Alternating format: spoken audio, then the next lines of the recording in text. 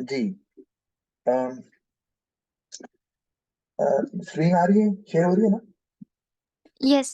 अच्छा, ओके। तो मैंने काफी बात कर ली लेबर फोर्स के हवाले से। आगे हम चलते हैं। मैं असल में आपको ना जब पढ़ाता हूँ तो ध्यान में रखता हूँ कि पास पेपर में ये कॉन्सेप्ट पूछा कैसे जाता है, तो इसीलिए बात बात मैं कुछ ज्यादा चीजें भी बता देता हूँ इसी वजह से। और माशाल्लाह आप ज़हीन हो तो आप याद भी रखती हो।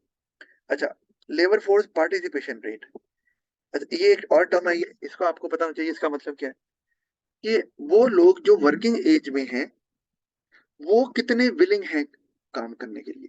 मतलब अगर एक बंदा वर्किंग एज में है और एबल भी है, ठीक है, वो कितने विलिंग है काम करने के लिए।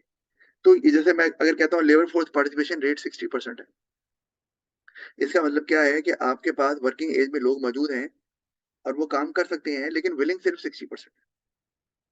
मतलब वो भी, और बाकी लोगों को भी यूटिलाइज किया जा सकता है। तो लेकिन वो नहीं, विलिंग नहीं है, काम नहीं कर रहे। तो मैं अगर देखो proportion of people of working as,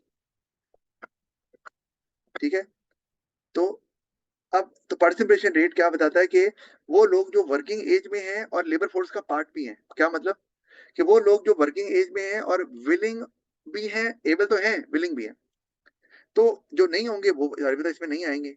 तो इसका मतलब अगर 60% निकल रहा है तो 40% लोग वो हैं जो लेबर फोर्स में, मैं लेबर फोर्स की बात कर रहा हूँ, टोटल पॉपुलेशन की बात नहीं कर रहा, क्योंकि आपको बताया था कि लेबर फोर्स में या अनएम्प्लॉयमेंट निकालते हुए हम टोटल पॉपुलेशन को नहीं लेते, सिर्फ लेबर फोर्स लेते हैं। तो लेबर फोर्स पार्टिसिपेशन मतलब कि आपके पास जो वर्किंग एज में लोग मौजूद हैं उनमें से कितने लोग जो काम कर सकते हैं, वो करना चाहते हैं। चाहते हैं तो वो लेबर फोर्स में आ जाएंगे ना। काम मिले या ना मिले एक अलग बात है, लेकिन लेबर फोर्स में तो आ गए ना। तो ये जितनी ज्यादा होगी उतना ही मुल्क के लिए अच्छा है, क्योंकि ज्यादा रिसोर्स अवेलेबल है फॉर वर्क। तो आप उनको इस्तेमाल कर सकते हैं, यूटिलाइज कर सकते हैं to produce higher output. GDP बढ़ेगा, इकोनॉमिक ग्रोथ में इसका बहुत क्रिटिकल रोल हो सकता है। तो प्रोपोर्शन जो, अगर मैं डेवलपिंग कंट्रीज की बात करूं तो लेबर फोर्स पार्टिसिपेशन रेट कम है। जैसे पाकिस्तान में ले लें तो देहातों में लेबर फोर्स पार्टिसिपेशन रेट कम है, क्योंकि उसमें फीमेल्स हैं जो कि एबल हैं, वर्किंग एज में हैं, लेकिन वो विलिंग नहीं है। ठीक है, तो इसी वजह से लेबर फोर्स पार्टिसिपेशन रेट कम हो जाता है। अच्छा, आगे हम देखते हैं तो डिपेंडेंट पॉपुलेशन है, जिसका मतलब है कि एक बंदे की इनकम पे कितने लोग डिपेंडेंट है। तो अब मैं कहता हूँ डिपेंडेंट, वो डिपेंडेंट पॉपुलेशन वो कौन हो सकते हैं? वो बच्चे हो सकते हैं, बूढ़े हो सकते हैं, कोई बीमार है, तो वो जो काम नहीं कर रहे और वो एक बंदे, उस बंदे की इनकम पर रिलाय कर रहे हैं, वो डिपेंडेंट पॉपुलेशन में आ जाते हैं। तो हमारे यहाँ तो डिपेंडेंट पॉपुलेशन बहुत होती है। फिर एम्प्लॉयमेंट स्टेटस, मतलब ये है कि ये टर्म बताती है कि जो लेबर फोर्स है और उसमें से जो लोग काम कर रहे हैं, एम्प्लॉयड हैं, वो कहाँ कहाँ काम कर रहे हैं। वो मतलब फुल टाइम है, पार्ट टाइम है, टेम्पररी है, और उसके अलावा ये कि वो किन किस सेक्टर में काम कर रहे हैं, उसको बोलते हैं employment bye industrial sector. Primary में, सेकेंडरी में, टर्शरी में। जिस तरह पाकिस्तान को हम कहते हैं एग्रीकल्चरल कंट्री है, तो प्राइमरी बेस्ड इंडस्ट्रीज यहाँ पे ज्यादा है और वहाँ पे लोग ज्यादा एम्प्लॉयड है। अनएम्प्लॉयमेंट मैंने आपको बता ही दिया कि कई बच्चे ये समझते हैं कि प्रोपोर्शन ऑफ टोटल पॉपुलेशन है, जो कि गलत है। ये प्रोपोर्शन ऑफ लेबर फोर्स होता है। बहरहाल ये बात हो गई है। अनएम्प्लॉयमेंट रेट भी मैंने आपको फॉर्मूला बता दिया हुआ है, तो मैं इसको नहीं डिस्कस कर रहा। अच्छा, फुल एम्प्लॉयमेंट का मतलब क्या है? ऐसी सिचुएशन जहां पर मुल्क के जो मेजोरिटी ऑफ द रिसोर्सेज हैं वो इस्तेमाल किए जा रहे हैं। लेकिन फुल एम्प्लॉयमेंट का मतलब ये नहीं है कि सारे लोग एम्प्लॉयड हैं। ये नाम से बच्चे कंफ्यूज हो जाते हैं। ठीक है, क्यों? क्योंकि हम आगे अभी पढ़ेंगे कि एक होती है एम्प्लॉयमेंट, अभी आगे पढ़ते हैं, जिसको बोलते हैं फ्रिक्शनल अनएम्प्लॉयमेंट। फ्रिक्शनल ये क्या होती है कि एक बंदा कहता है कि जो करंट जॉब है, जो अवेलेबल भी है, मैंने ये नहीं करनी। मतलब वो ये नहीं कि वो विलिंग नहीं है, क्योंकि अगर वो विलिंग नहीं है फिर तो वो लेबर फोर्स में नहीं ना आएगा। मतलब कहता है मैंने काम जॉब करनी है, ये विलिंग नहीं करनी, ये मेरे कैलिबर की नहीं है, ये यहाँ पे वर्किंग कंडीशन टफ है या वेज कम है, मैं बेहतर जॉब करूंगा। तो वो जॉब ढूंढ रहा होता है, बेहतर जॉब, वो जॉब अवेलेबल है वो नहीं कर रहा। तो हम कहेंगे वो बंदा फ्रिक्शनली अनएम्प्लॉयड है। तो ऐसे बंदे तो हर मुल्क में होते हैं ना। कोई भी बंदा एक जॉब छोड़कर दूसरी जॉब ढूंढ रहा होता है, तो हम कह तो वो स्विच करके स्विचिंग कर रहा होता है बिटवीन जॉब्स। तो वो तो आपको कहीं ना कहीं मिलेंगे ये बंदे ऐसे, ठीक है ना। इसी वजह से फुल एम्प्लॉयमेंट में हम ये नहीं कह सकते कि 100% जो है ना वो लोग एम्प्लॉयड है। नॉर्मली कहते हैं कि एक मुल्क के अंदर ना एक होता है natural rate of unemployment. Natural rate of unemployment वो होता है हर मुल्क के अंदर, वो 6%, 8% इतना रहता है। यानी कि 100, अगर 100 लोग हैं तो 92 या 94, 92, 94, 96 लोग एम्प्लॉयड हैं। तो इसको फुल एम्प्लॉयमेंट ही हम बोल सकते हैं अगर यहाँ तक पहुंच गए हैं, क्योंकि कुछ लोग तो जॉब छोड़ के कोई ना कोई दूसरी जॉब ढूंढ ही रहे होंगे। तो ये इस तरह से हम इसको लेते हैं, तो इसलिए लिखा हुआ है ना, it is a situation where all the available resources in the country are being used except those who are frequently changing jobs. तो वो नहीं यूज हो रहे ना, वो तो जॉब ढूंढ रहे, तो ये ध्यान में रखना है। अच्छा, ये बात समझ आ गई ना? So full employment does not mean that everybody is employed. There can still be some people unemployed looking for better jobs. Yes, sir. अच्छा, अब आ जाते हैं कॉजेज पे। तो कॉजेज में हमारे पास फ्रिक्शनल अनएम्प्लॉयमेंट, ये मैंने बता ही दिया आपको, तो मैं इसको नहीं डिस्कस कर रहा। आगे हम सीजनल अनएम्प्लॉयमेंट को जरूर देख लेते हैं कि ये क्या होती है। वो नाम से नजर आ रहा है कि जो सीजन के साथ रिलेट करती है, ठीक है ना, सीजन के साथ रिलेट कर रही है। एक मिनट मैं जरा देख लूं कि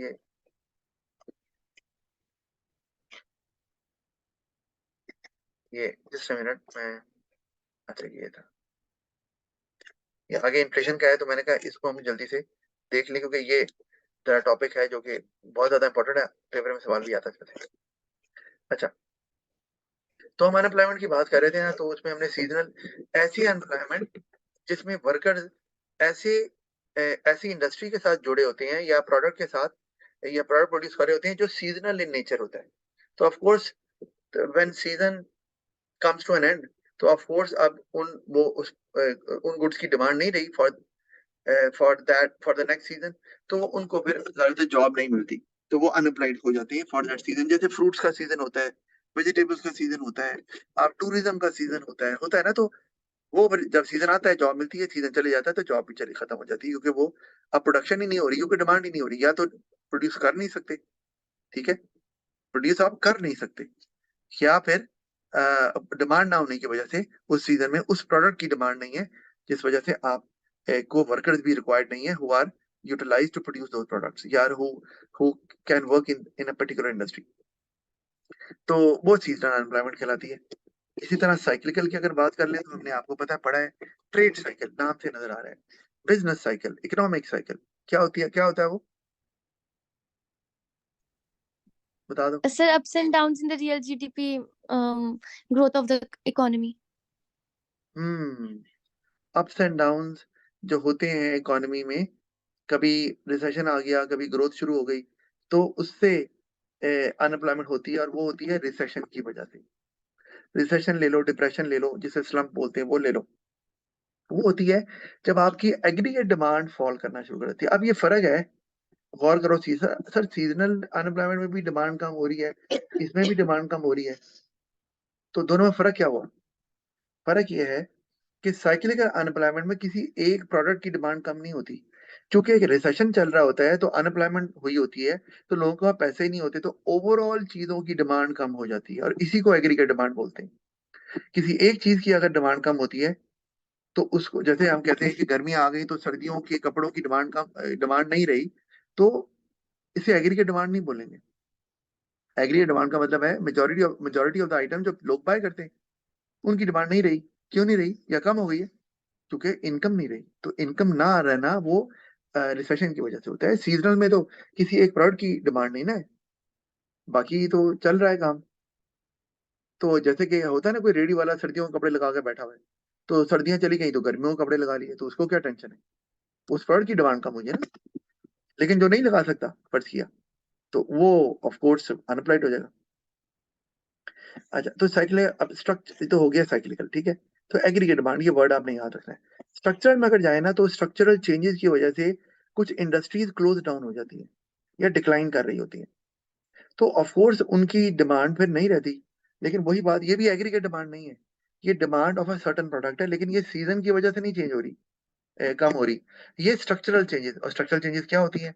जैसे एडवांसमेंट ऑफ न्यू टेक्नोलॉजी, जैसे हम एग्जांपल लेते हैं कि सीडीज, डीवीडीज, इनका पहले बड़ा टाइम था, तो अब आप सीडीज डीवीडीज चलती हैं?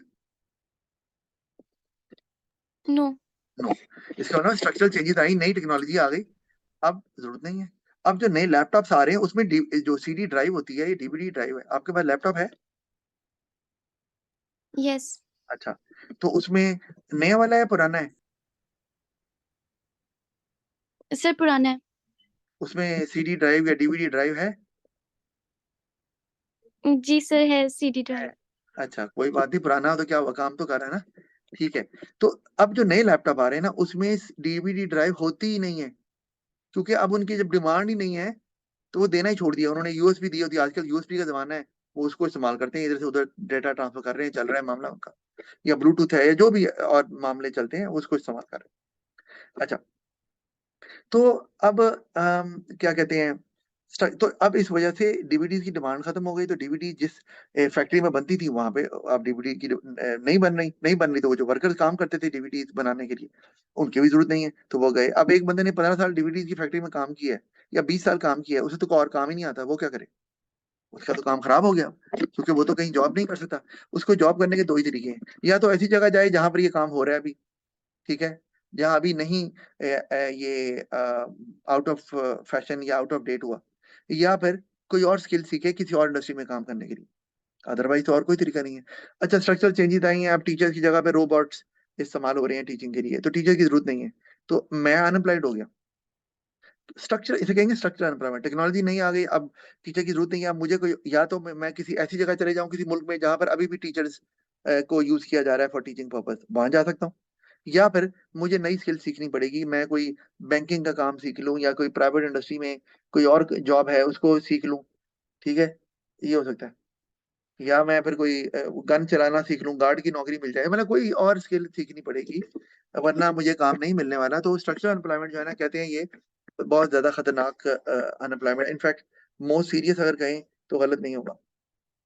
अच्छा, तो लेकिन अब ये जो अनएम्प्लॉयमेंट हो रही है, अब इस तरह हम कहते हैं कि गाड़ियों की बात करें तो अब इलेक्ट्रिकल व्हीकल्स आ रही हैं, तो दूसरी जो गाड़ियां हैं उनकी आहिस्ता से डिमांड कम हो रही है, लेकिन पाकिस्तान में नहीं हो रही है अभी। पाकिस्तान में जो कमर्शियल इंजन वाली गाड़ियां हैं, यानी कि जो पेट्रोल से चलती है ना, वो अभी भी मौजूद है, वो चलती है। तो वो यहाँ पर है, लेकिन बाहर के मुल्कों में इलेक्ट्रिकल व्हीकल्स में बहुत तेजी से इजाफा हो रहा है, तो वहां पर काम ज्यादा हो रहा है व्हीकल पे, इलेक्ट्रिकल व्हीकल पे, दूसरी गाड़ियों पे कम हो रहा है, तो वहां पर भी स्ट्रक्चरल चेंज बड़ी तेजी से आ रहा है। पाकिस्तान में नहीं आ रहा अभी, लेकिन 25-30 साल में आ जाएगा। तो वो फर्म्स जो कि ये इलेक्ट्रिकल व्हीकल नहीं बनाती, वो आहिस्ता आहिस्ता बंद हो जाएंगी। तो वहां पे जो लोग काम करते थे, उनको भी जॉब, अगर उन्हें कोई और स्किल नहीं आती, वो अगर इलेक्ट्रिकल व्हीकल्स बनाने की स्किल को नहीं सीखते, तो वो अनएम्प्लॉयड हो जाएंगे। ये स्ट्रक्चरल चेंजेस मैं आपको बताता चाह रहा हूँ। तो ये, अब ये दो वजूहत से हो रही है, ऑक्यूपेशनली। अच्छा, अब आप मोबाइल नहीं रहे, या आप जियोग्राफिकली मोबाइल नहीं है, मतलब अगर आपने स्ट्रक्चरल अनएम्प्लॉयमेंट को कम करना है, या अगर आप स्ट्रक्चरली अनएम्प्लॉयड हैं, तो उसके दो तरीके हैं उससे बचने के। अच्छा, वो बचने के तरीके बताता हूँ, लेकिन पहले हम समझ लेंगे ये दो कॉन्सेप्ट जो इस्तेमाल हो रहे हैं, ऑक्यूपेशनली मोबाइल और जियोग्राफिकली मोबाइल, इनको समझ लें। अच्छा, अब तो ये क्या होता है कि आपके पास एक जॉब अवेलेबल है, अपॉर्चुनिटी है, लेकिन आप कर नहीं सकते, क्यों? कहते हैं यार ये तो दूसरे शहर में है, वहां कौन जाए, अनसर्टेनिटी है, मकान मेरा यहाँ, फैमिली यहाँ, दोस्त वगैरह यहाँ, वहां कैसे जाऊंगा, कैसे रहूंगा? आप मूव नहीं कर पाते ड्यू टू फैमिली टाइज, तो आप जियोग्राफिकली इमोबाइल हो गए, और उस वजह से आपकी, हम कहेंगे रीजनल अनएम्प्लॉयमेंट, ये स्ट्रक्चरल अनएम्प्लॉयमेंट की ही एक किस्म है। आप रीजनली अनएम्प्लॉयड हो गए, ये स्ट्रक्चरल अनएम्प्लॉयमेंट में ही आ रहा है, क्योंकि आप उस रीजन में वो उस तरह की स्किल चाहिए नहीं है, और दूसरी जगह जहाँ चाहिए वहां आप जा नहीं सकते, बिकॉज ऑफ एनी रीजन। तो आप जियोग्राफिकली इमोबाइल हो गए और आप रीजनली अनएम्प्लॉयड हो गए, और आप स्ट्रक्चरल अनएम्प्लॉयमेंट को हम कहेंगे। अच्छा, इसी तरह ऑक्यूपेशनल मोबिलिटी को ले लें आप, वो क्या है कि एक और जॉब अवेलेबल है, अपॉर्चुनिटी है, लेकिन आप कर नहीं सकते, आप करना चाहते हैं, क्यों? आपके पास वो एबिलिटी नहीं है। मतलब मेरी टीचिंग की जॉब चली गई, मैं बैंक की जॉब ढूंढ रहा हूँ, कि बैंक की जॉब अवेलेबल है, मैं जाता हूँ, कहते हैं, जी आपका तो तजर्बा नहीं है बैंक का, आपको तो पता ही नहीं क्या करना है। तो मैं ऑक्यूपेशनल मोबाइल हो गया, अनलेस एंड अनटिल मैं बैंकिंग की ट्रेनिंग लूँ पहले। तो ये प्रॉब्लम आ गया। तो मैंने आपको ये दो बताया ना, स्ट्रक्चरल अनएम्प्लॉयमेंट से बचना है, तो या तो आप दूसरी जगह जाएं जहां पर उस स्किल की रिक्वायरमेंट है, यहाँ तो नहीं रही अब स्ट्रक्चरल अनएम्प्लॉयमेंट की वजह से, या फिर आप जो है वो स्किल सीखें कोई और, कि आप किसी दूसरी इंडस्ट्री में काम कर सकें उसी जगह पर रहते हुए।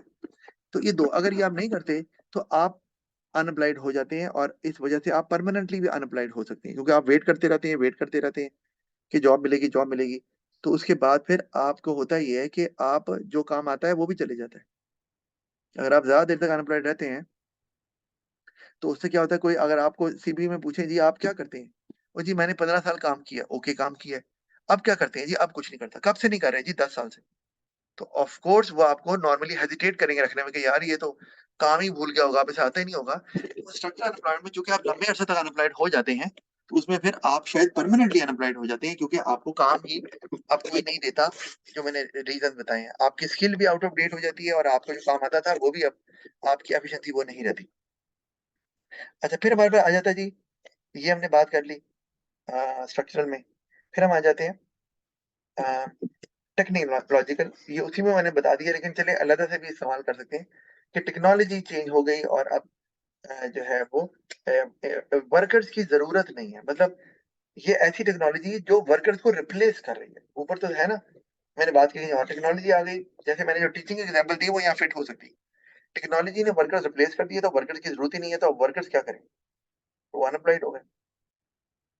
ठीक है, सिर्फ ये हो सकता है कि उनको कहीं और एलोकेट कर दिया जाए, किसी और इंडस्ट्री में और रीजन, वो हो नहीं सकता। तो ये कहा जाए तो कह सकते हैं कि स्ट्रक्चरल एम्प्लॉयमेंट में आ जाता है, लेकिन सिर्फ टेक्नोलॉजी स्पेसिफिक है तो हम टेक्नोलॉजिकल एम्प्लॉयमेंट बोल रहे हैं, जैसे रीजनल की बात भी हो रही थी पहले। तो ये इसको बोलते हैं technological unemployment.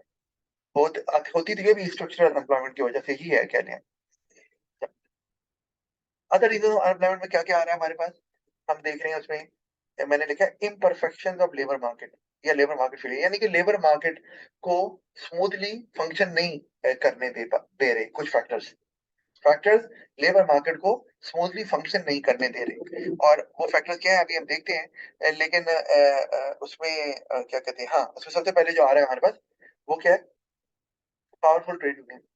Trade union powerful है, अपनी पावर को एक्सरसाइज कर रही है और मुसलसल वो बिजनेसेस को कह रही है कि वेजेस बढ़ाओ, हर 6 महीने बाद डिमांड कर सकती है, जो कि अनफेयर है। हर 6 माह बाद तो वेज नहीं बढ़ सकती। तो फर्म अफोर्ड नहीं कर पाती वर्कर्स को और फिर वो वर्कर्स की डिमांड कम कर देती है, कहते हैं भाई फिर हम नहीं रख सकते वर्कर्स। ठीक है, और इससे भी ज्यादा आगे जा सकते हैं कि वो कहते हैं नहीं वर्कर रखने पड़ेंगे। अगर ट्रेड यूनियन कहती भी है पावरफुल है तो वो कहते हैं ठीक है हाँ अपना बिजनेस ही बंद कर दें। दोनों सूरतों में वो कहते हैं जरा आप जितनी वेजेस मांग रहे हैं ठीक है हम दे देते हैं, लेकिन हम वर्कर्स फिर कम रखेंगे, हम अफोर्ड ही नहीं कर सकते। ठीक है, ये अपना बिजनेस को बंद कर देंगे फिर हम। तो उस दोनों सूरतों में ये ट्रेड यूनियन की एक्शन की वजह से अनएम्प्लॉयमेंट हो जाएगी। तो ये इम्परफेक्शन ऑफ लेबर मार्केट में आ रहा है कि एम्प्लॉयमेंट मिल सकती थी, अपॉर्चुनिटीज थी, लेकिन लेबर यूनियन की अपनी पावर को अनफेयर तरीके से एक्सरसाइज करने की वजह से ये इम्परफेक्शन आ गई, जिसकी वजह से उन्होंने कारोबार बंद कर दिया या डिमांड कम कर दी। तो ये अनएम्प्लॉयमेंट हो गई। फिर अनएम्प्लॉयमेंट बेनिफिट्स में reduce the incentive to work, ये भी एक बात है कि अगर ये भी नॉर्मली ना फ्रिक्शनल अनएम्प्लॉयमेंट में होता है। ऐसे आपने याद रखना है, मैंने आपको बताया ना फ्रिक्शनल एम्प्लॉयमेंट में कि एक हो जाए कि आप बेहतर जॉब ढूंढ रहे हैं, है ना, वो करनी है। तो एक मैंने यही वजह भी तो बताई ना कि वो कह रहे हैं यार वेज अच्छी नहीं मिल रही, हम नहीं करेंगे। ठीक है, वो क्या कहते हैं असल में, वो ये होता है कि अच्छा आपको अनएम्प्लॉयमेंट अलाउंस तो पता है ना क्या होता है? Yes sir. क्या होता है? सर जब जो लोग अनएम्प्लॉयड होते हैं उनको गवर्नमेंट सपोर्ट करती है। हाँ, तो अब फ्रेशर एम्प्लॉयमेंट में यही होता है ना, वो कहते हैं हम दूसरी कोई और जॉब ढूंढेंगे, क्योंकि उनको जो अनएम्प्लॉयमेंट अलाउंस मिल रहा होता है शायद वो उनकी करंट जॉब की पे से ज्यादा होता है। जो करंट जॉब में पे मिल रही है वो कम है, अनएम्प्लॉयमेंट अलाउंस ज्यादा, वो कहेंगे यार तो इससे बेहतर अनएम्प्लॉयड रहे और को बेहतर जॉब ढूंढते हैं। जब तक हमें बेहतर जॉब नहीं मिलती ना हम अनएम्प्लॉयड रहते हैं, पैसे तो गवर्नमेंट दे रही है, क्योंकि अगर हम ये जॉब करेंगे तो पैसे कम मिलेंगे। तो इस ये फ्रिक्शनल एम्प्लॉयमेंट ये की वजह ये भी है। अच्छा अगर तो उसमें आप क्या करते हैं, कम करने उसमें आप अनएम्प्लॉयमेंट बेनिफिट को कम कर सकते हैं। ये भी परफेक्शन की कहलाएगी। गवर्नमेंट अगर अनएम्प्लॉयमेंट बेनिफिट कम कर दे तो वर्कर वो जो लो पेड जॉब है वो भी करेंगे कि यार अब तो अनएम्प्लॉयमेंट बेनिफिट और कम हो गया है, इससे बेहतर है जॉब कर लो, जॉब में पैसे ज्यादा है।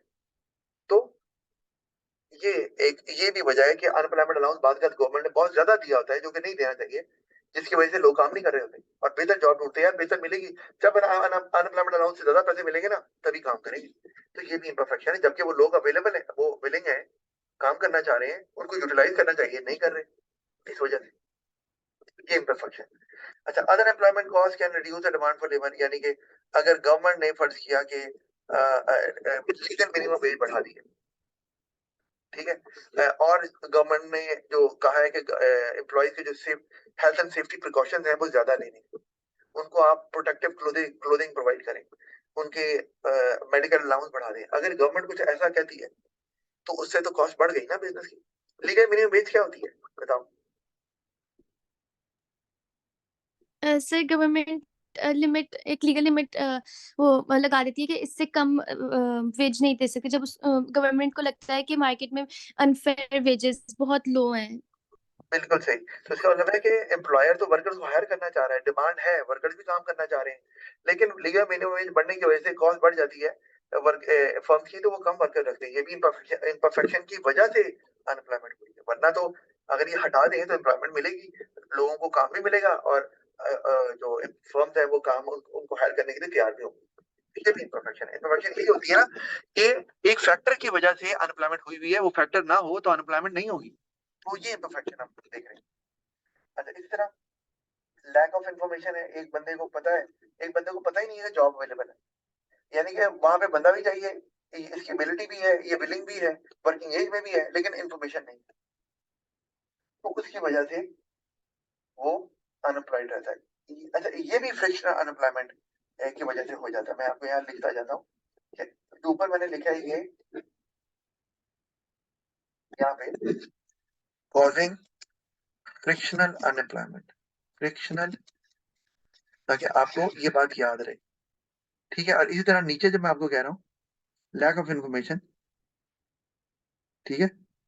अच्छा, फ्रिक्शनल अनएम्प्लॉयमेंट को ना इसकी दो किस्में होती हैं, वॉलंटरी अनएम्प्लॉयमेंट और सर्च अनएम्प्लॉयमेंट। ठीक है, ये मैं आपको बता देता हूँ। ये आपको पता होना चाहिए, मतलब डेफिनेशन तो नहीं आएगी। फ्रिक्शनल, मैं पता क्यों बता रहा हूँ ये थोड़ा ए लेवल का टच है इसके अंदर। क्यों भाई? एमसीक्यू में ना बात वो इस तरह का पंगा कर देते हैं, ए लेवल का पूछ लेते हैं एक आधे एमसीक्यू में, तो इसलिए मैं आपको वो चीजें बता रहा हूँ जो कि पूछ सकते हैं वो।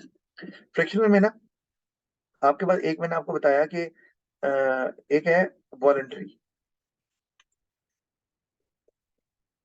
नाम से क्या लग रहा है? वॉलंटरी अनएम्प्लॉयमेंट क्या है? क्या लगता है? सर कि अपनी मर्जी से जॉब नहीं कर रहे हैं। हाँ, स्विच कर रहे हैं ना, जॉब, जॉब स्विच कर रहे हैं। क्यों नहीं कर रहे? देखो, कोई अपनी मर्जी से अगर जॉब नहीं कर रहा, उसे तो हम कहते हैं वो विलिंग ही नहीं है, तो वो तो अनएम्प्लॉयड कहलाना ही नहीं चाहिए। क्या ख्याल है ना? एक यस बंदा, सर। तो फिर ये क्यों आ गया वॉलंटियर? एक बंदा काम ही नहीं करना चाह रहा, कह रहा मैंने नहीं काम करना अपनी मर्जी से, तो अनएम्प्लॉयड क्यों कहलाएगा? वो तो लेबर फोर्स में आएगा ही नहीं, क्योंकि वो विलिंग नहीं है। सर शायद इसलिए क्योंकि उसको काम तो करना है, लेकिन उसको उसकी मर्जी का काम नहीं मिल रहा, तो इसने इसीलिए वॉलंटरली छोड़ दिया है वो जॉब। हाँ जी, बिल्कुल सही आपने कहा।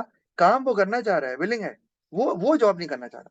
और इसकी वजह क्या है कि उसमें ये चीज आ रही है कि जो अनएम्प्लॉयमेंट अलाउंस है ना, ये यूए को है ना, अलाउंस से शो कर रहा हूँ, is greater than current wage, current job, sorry, current wage offered in current job,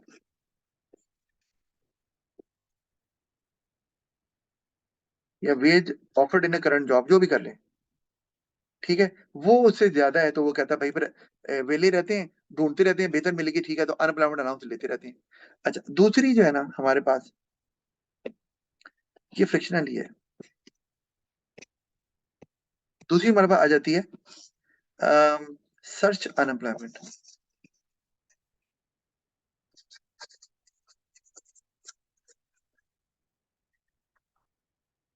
यहाँ पढ़ोगी वैसे ए लेवल में। अच्छा, सर्च एनवायरनमेंट ये भी फ्रिक्शनल होती है। ये भी यही है कि आप जॉब ढूंढ रहे हैं, है तो फ्रिक्शनल ना, एक जॉब छोड़ के या दूसरी करूंगा, लेकिन ये ज्यादातर होती है लैक ऑफ इंफॉर्मेशन की वजह से, कि आप जॉब ढूंढना चाह रहे हैं, जॉब अवेलेबल है, लेकिन आपको पता ही नहीं, तो फिर आप वेले ही रहेंगे ना, ढूंढ रहे हैं जॉब, अच्छा यार अच्छी मिलेगी तो करूंगा, दोनों इसीलिए कर रहे हैं। एक में आप कह रहे हैं यार बेहतर मिलेगी वेज की तो तब करूंगा, दूसरा यार मेरे टाइप की मिलेगी तो करूंगा, लेकिन वो टाइप की अवेलेबल है, आपको पता नहीं है कि वो अवेलेबल है, तो आप वो, तो अगर इसका मतलब है ये दोनों असल में मार्केट इम्परफेक्शन की वजह से हो रही है। ठीक है, जॉब तो दोनों में अवेलेबल है, वॉलंटरी अनएम्प्लॉयमेंट जो छोड़ रहा है उसको भी जॉब मिल रही है, सर्च अनएम्प्लॉयमेंट जो है उसको भी जॉब मिल रही है, लेकिन एक इसलिए नहीं कर रहा कि अनएम्प्लॉयमेंट अलाउंस ज्यादा है, और एक इसलिए नहीं कर रहा क्योंकि उसको पता नहीं है। तो ये इम्परफेक्शन की वजह से हो रही है। तो दोनों सूरतों में तो गवर्नमेंट इसको कम कैसे करेगी? तो या तो गवर्नमेंट अनएम्प्लॉयमेंट अलाउंस कम कर दे अगर वॉलंटरी है, या फिर गवर्नमेंट इंफॉर्मेशन प्रोवाइड करे जहां जहां पर अपॉर्चुनिटी आ रही है एम्प्लॉयमेंट की, वहां पर वो इन्फॉर्म करे। कोई पोर्टल बनाए गवर्नमेंट जहां पे जॉब्स को पोस्ट करे कि ये जॉब्स अवेलेबल हैं, जो जो कंसर्न बंदे हैं वो यहाँ अप्लाई कर सकते हैं। तो इस तरह गवर्नमेंट जो है ना, वो गवर्नमेंट के जॉब सेंटर्स होते हैं, आपको पता होगा, बिजनेस स्टडीज में पढ़ा था, जहां पर एम्प्लॉयमेंट पोस्ट करते हैं। ठीक है जी, अपॉर्चुनिटीज को पोस्ट करते हैं। ठीक है, यहाँ तक आपको समझ आ गई ना? कोई पूछना तो नहीं? नहीं सर। ओके, और राइट, मेरा ख्याल है कि टाइम तो हो गया अभी काफी, तो इसको हम फिर आगे कंटिन्यू करते हैं अगली क्लास में।